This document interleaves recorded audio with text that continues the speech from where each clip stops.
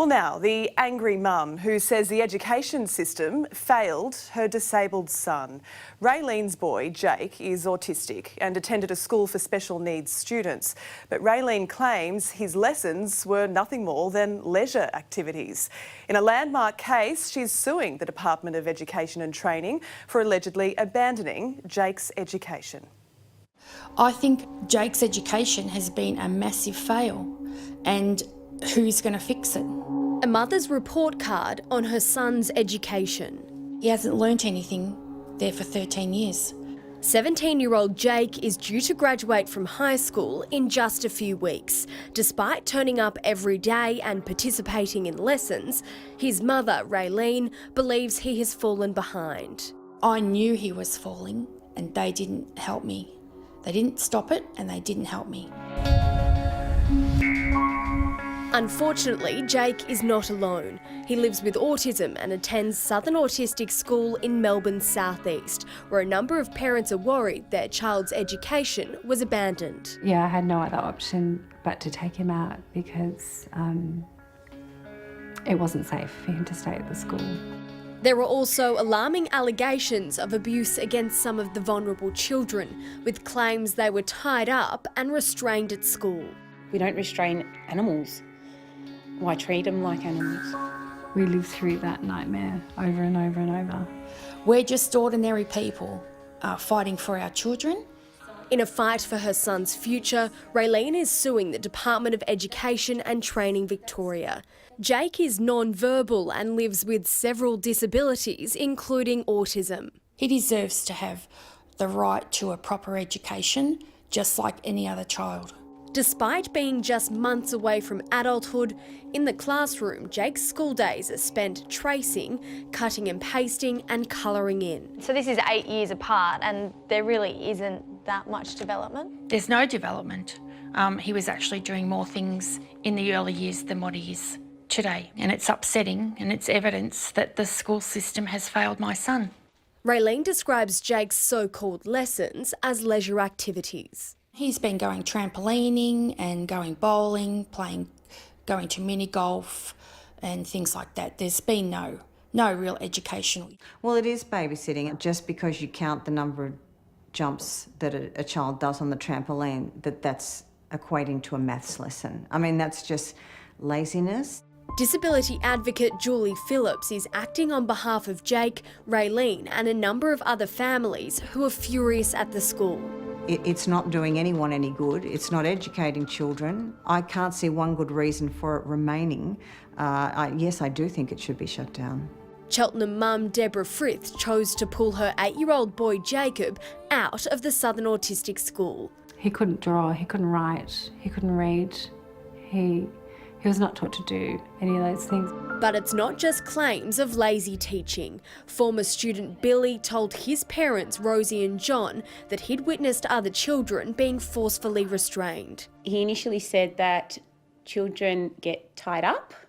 They tie them up, was his exact phrase. He was assaulted and mechanically restrained. Deborah's son Jacob lives with autism and he has also been diagnosed with trauma and PTSD, which his mother believes is a direct result of his schooling and the alleged abuse. Not educated, segregated, traumatised. He was made to feel like he didn't belong. Home videos show Jacob describing what he says happened to him when he was just 6 years old. To Jacob. Whereabouts on Jacob? He tied up. Using toys as props, he demonstrates being tied up and held down while a second person watches on.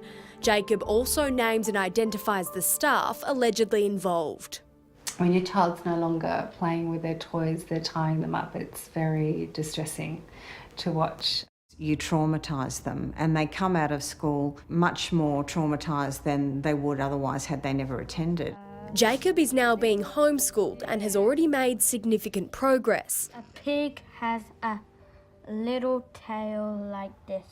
While Deborah is taking the case to court and is also suing the state's education department. It's just not right. There's something not right about the system. They're very vulnerable. So when you see children and they're unable to help themselves or be able to word what they need or just speak what they feel, it saddens you. We're not sending him back anymore. It's just like you think these kids have special needs and then being treated poorly or inhumanely, I guess is probably the best word to do it, the best way to say it.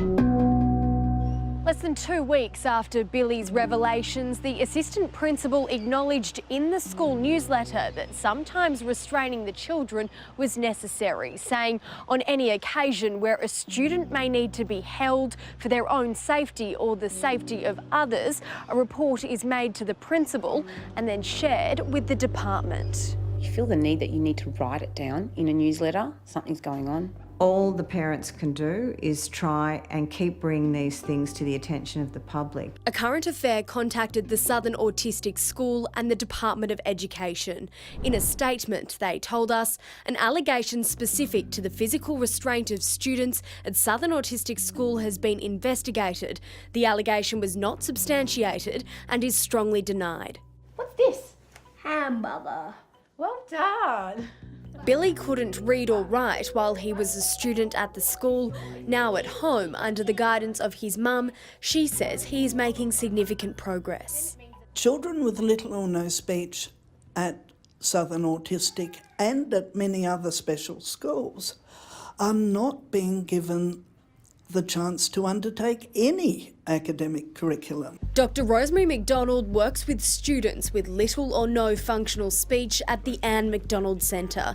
She says the school has assessed Jake and others using IQ tests that require verbal responses, even though they can hardly speak.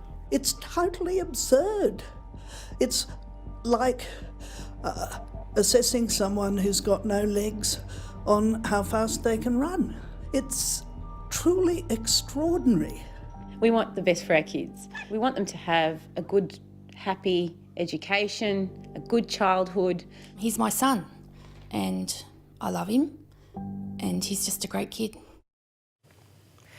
In a statement sent to us late today, a Department of Education and Training spokesperson said while he is unable to comment on the specifics of individual cases, the department ensures every student with a disability continues to learn to their fullest capacity. The full statement is on our homepage.